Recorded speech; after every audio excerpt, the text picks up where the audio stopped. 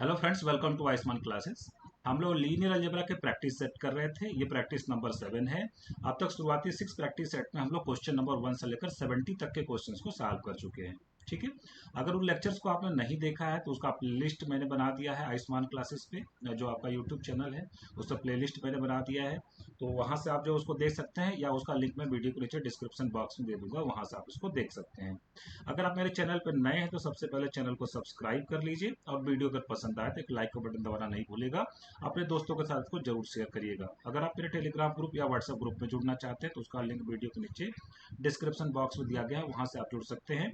और अगर आप टीजीटी पीजीटी से संबंधित कोई कोर्स ज्वाइन करना चाहते हैं तो प्ले स्टोर से आयुष्मान क्लासेस ऐप आप डाउनलोड कर लीजिए, और वहाँ से आपके स्टेट से संबंधित, एनबीएस केवीएस से संबंधित आपको टीजीटी पीजीटी कोर्सेज मिल जाएगा, वहाँ से आप जुड़ सकते हैं। किसी भी कोर्स की इंक्वायरी के लिए ये मेरा व्हाट्सएप नंबर है 8128618579। इस पे आप व्हाट्सएप करके कोर्स से संबंधित इंक्वायरी कर सकते हैं। ठीक है, चलिए स्टार्ट करते हैं आज का लेक्चर। क्वेश्चन नंबर 71 से हम लोग स्टार्ट करेंगे। ठीक है, पहला क्वेश्चन ये है कि the rank of A m by n matrix A has the properties. मतलब एक मैट्रिक्स है जिसका ऑर्डर कितना है, m by n है। ठीक है, एक मैट्रिक्स है जिसका ऑर्डर m by n है। तो पूछा जा रहा है कि इसका रैंक के बारे में आप क्या बता सकते हैं। देखिए, इसका जो रैंक होगा हमेशा क्या होता है, लेस देन और इक्वल टू मिनिमम ऑफ, जो भी इसमें रो होगा और जो भी कॉलम होगा उसमें जो भी मिनिमम होगा उससे भी छोटा होता है। तो ये इसकी प्रॉपर्टी होती है कि rank of A is always less than और equal to minimum of m comma n। तो इस तरीके से ए ऑप्शन हमारा क्या हो जाएगा, करेक्ट हो जाएगा। ठीक है, बढ़ते हैं क्वेश्चन नंबर 72 की तरफ। कहा जा रहा है क्वेश्चन नंबर 72 में the system of equation, 3 system of equation दिए गए हैं, और चूंकि राइट हैंड साइड में 0 0 0 नहीं है, इसका मतलब ये non homogeneous system of linear equation है। इसके बारे में पूछा जा रहा है कि इसके यूनिक सोल्यूशन होगा या इनफाइनाइटली मेनी सोल्यूशन होंगे, या नो सोल्यूशन होगा या जीरो सोल्यूशन होगा। ठीक है, क्वेश्चन बीएचओ 2012 में पूछा गया है। ठीक है, तो सबसे पहले अगर देखें non homogeneous system of linear equation है, तो इसका सबसे पहले जो मैट्रिक्स बनेगी एक्स वाई जेड कोफिशिएंट की जो मैट्रिक्स बनेगी उसका हम लोग डिटर्मिनेंट निकालेंगे। तो पहले में एक्स वाई जेड का कोफिशिएंट कितना है, 2 है, -1 है और 3 है। ठीक है, और सेकंड में जो सेकंड इक्वेशन है उसमें एक्स वाई जेड कोफिशिएंट कितने हमारे 1 1 1 है। ठीक है, और थर्ड में कितना है 1 -1 और 1 है, 1 माइनस और 1। तो चलिए इसका डिटर्मिनेंट हम लोग निकालते हैं। फर्स्ट रो के लॉन्ग अगर हम लोग इसको एक्सपैंड कर दें तो 2 इंटू कितना मिलेगा, 1 + 1 कितना मिल जाएगा, 2 मिल जाएगा, फिर +1 हो जाएगा, और इसको हमने छोड़ दिया, 1 - 1 कितना मिल जाएगा, 0 मिल जाएगा, +3 टाइम्स कितना मिल जाएगा हमको, -1 मतलब -2 मिल जाएगा। ठीक है, तो यहाँ से हमको कितना मिल जाएगा, 4 - 6 मतलब विच इज इक्वल टू -2। इसका मतलब determinant of A is not equal to 0। तो जब भी डिटर्मिनेंट 3/3 की मैट्रिक्स है और इसका डिटर्मिनेंट नॉट इक्वल टू 0 है, इसका मतलब यूनिक सोल्यूशन एग्जिस्ट करेगा। ठीक है, कैसा सोल्यूशन आएगा, यूनिक सोल्यूशन आएगा। अब जब determinant of A is equal to 0 आ जाता है तो दो पॉसिबिलिटीज आ जाती है। उसके बाद इनफाइनाइट सोल्यूशन भी हो सकता है, नो सोल्यूशन भी हो सकता है। बट फिलहाल determinant of A is not equal to 0, इसका मतलब यूनिक सोल्यूशन आएगा। फर्स्ट ऑप्शन है unique solution. Unique non zero solution, non zero solution तो ही होगा, क्योंकि इसको 0 0 0 तो सेटिस्फाई करेगा नहीं। इसका मतलब जो भी सोल्यूशन होगा वो नॉन जीरो सोल्यूशन होगा। तो unique non zero solution correct होगा। इसका मतलब बी सी डी ऑप्शन आपके क्या हो जाएंगे, एलिमिनेट हो जाएंगे। ठीक है, बढ़ते क्वेश्चन नंबर 73 की तरफ। क्वेश्चन नंबर 73 में कहा जा रहा है let A is equal to 1 - 1 1 1 1 1 2 3 alpha and B is equal to, दूसरी मैट्रिक्स दी गई है आपको 1 3 बीटा दी गई है। ठीक है, S1 हमारा पहला स्टेटमेंट है, the equation A X is equal to B has a unique solution when alpha is equal to 3 and beta is equal to 2। और S2 हमें स्टेटमेंट दिया गया है, the equation A X is equal to B has infinite number of solution when alpha is equal to 2 and beta is equal to 2।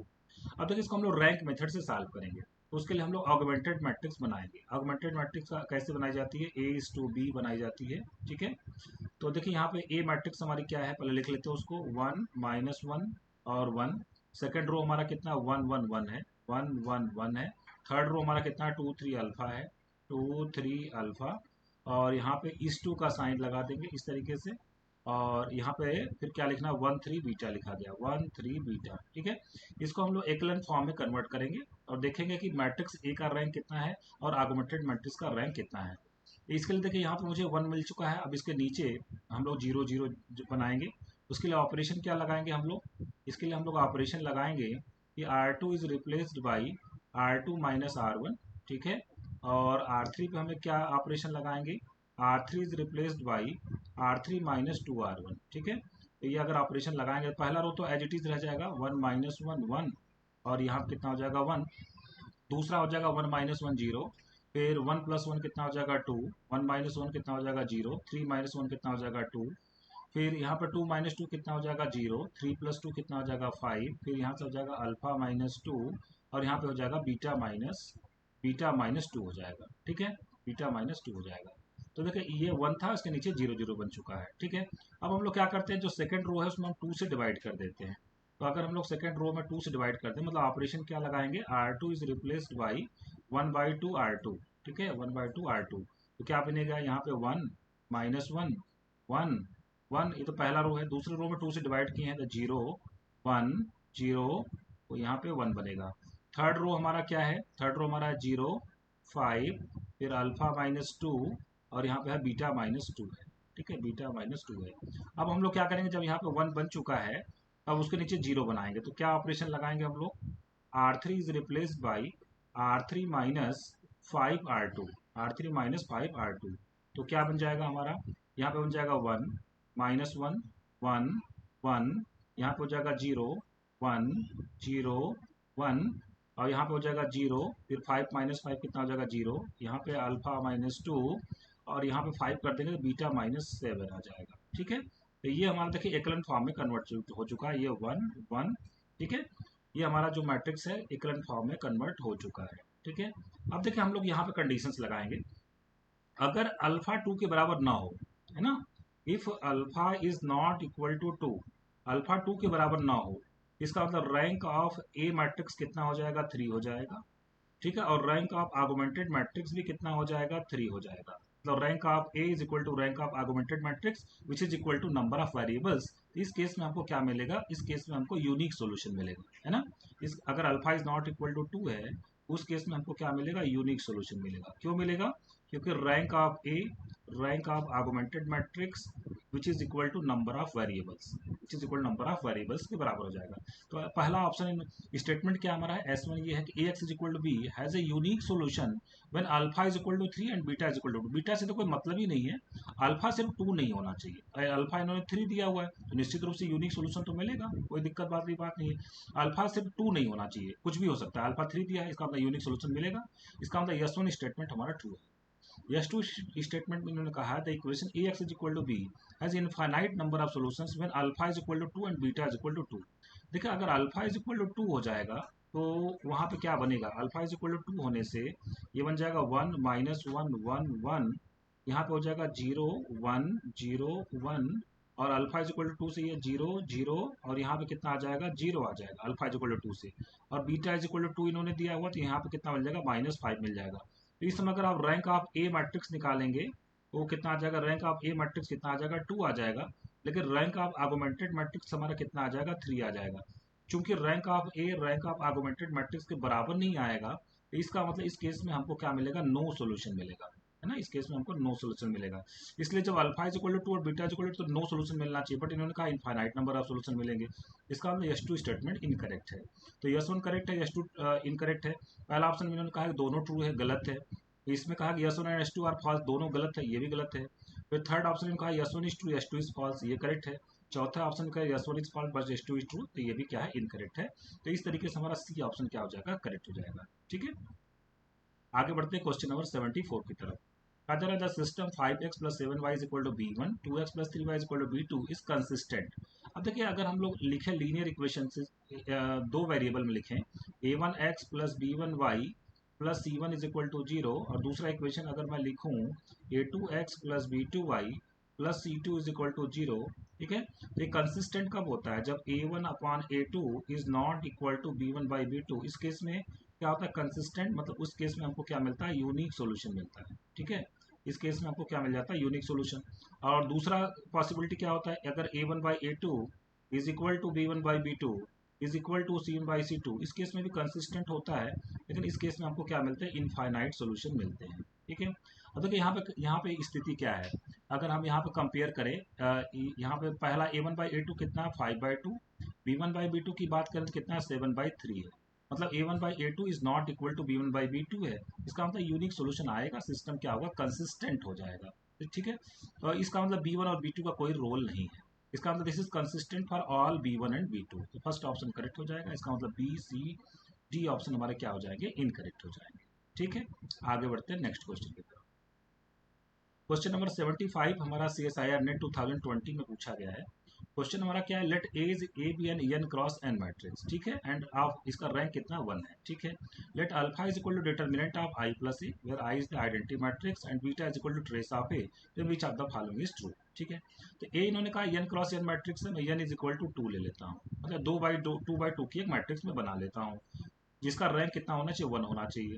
तो 2 by 2 की एक matrix में बना लेता हूँ जिसका रैंक 1 होना चाहिए। तो देखिए ये 1 1 लिख लिया मैंने, 2 2 लिख दिया।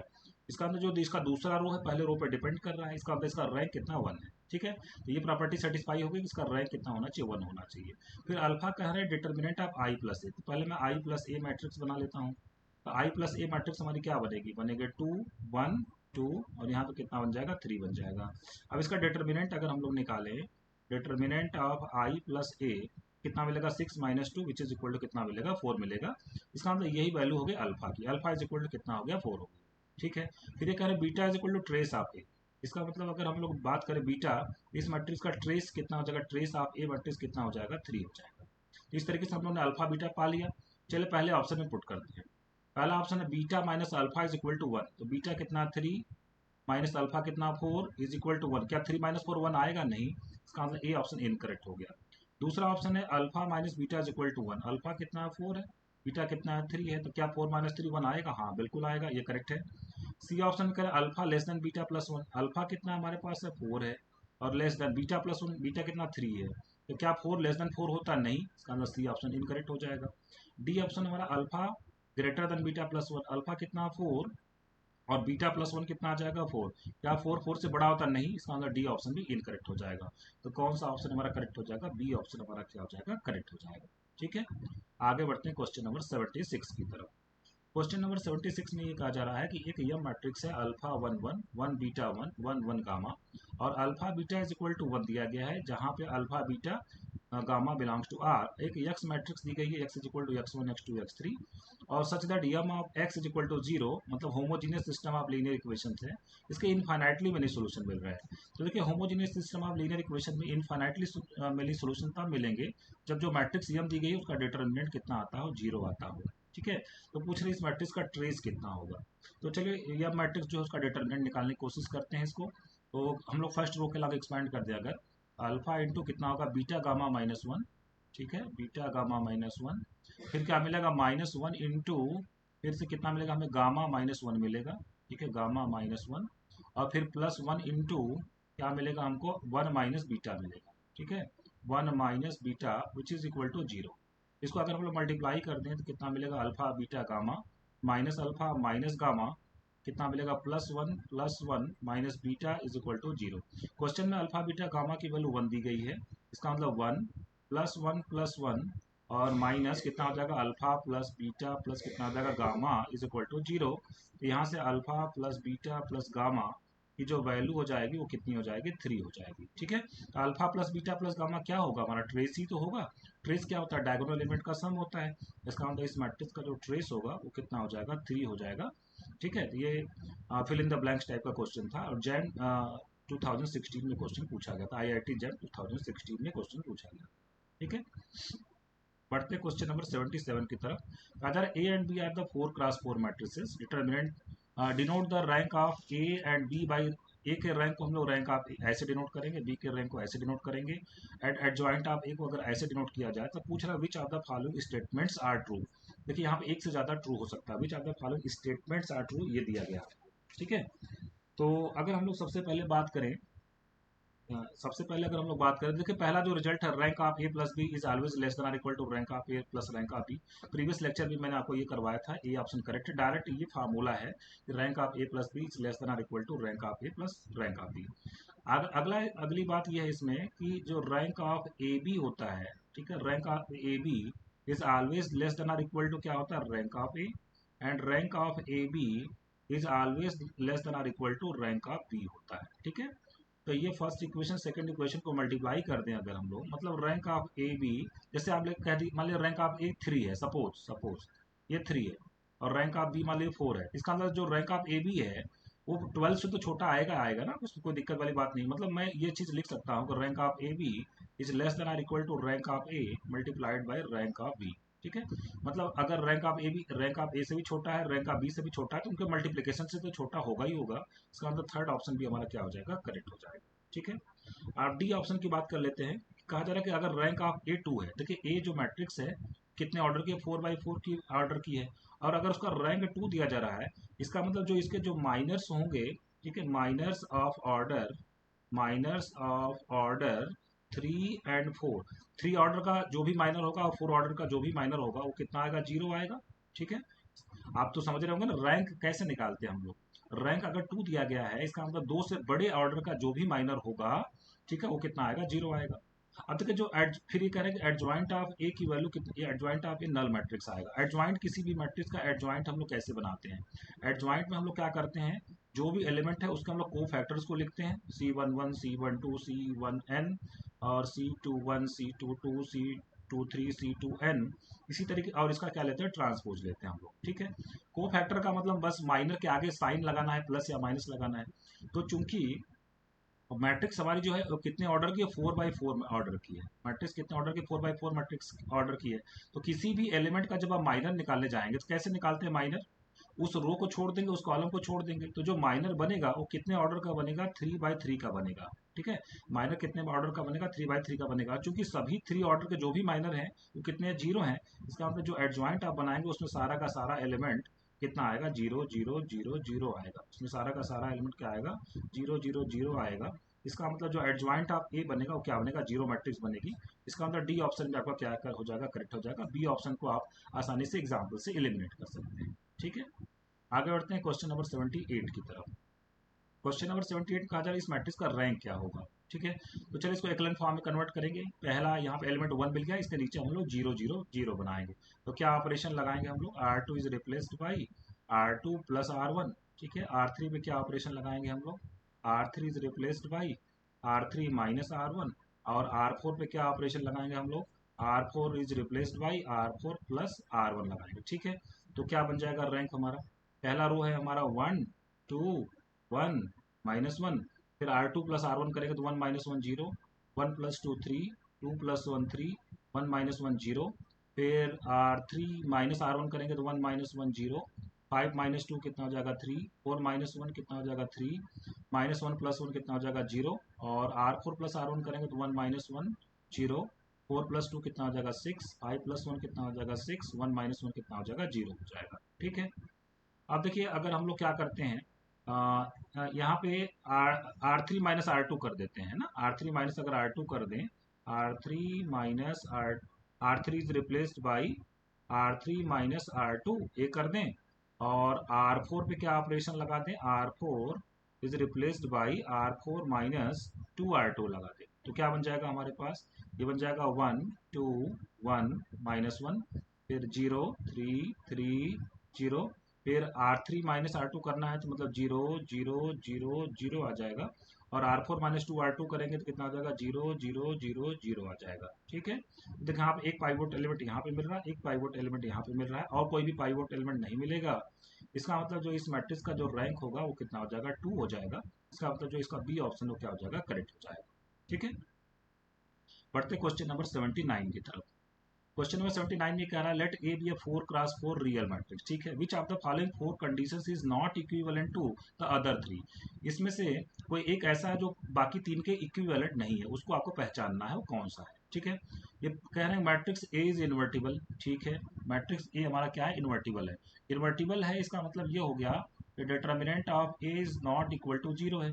तो अगर A X is equal to 0 पे अगर हम लोग विचार करें तो A X is equal to 0 का ट्रिवियल सोल्यूशन कब आता है, A X is equal to 0 का ट्रिवियल सोल्यूशन तब आता है जब हमारा determinant of A is not equal to 0 होता है। तो A X is equal to 0 का क्या आता है, ट्रिवियल सोल्यूशन आता है। ठीक है, ट्रिवियल सोल्यूशन आता है।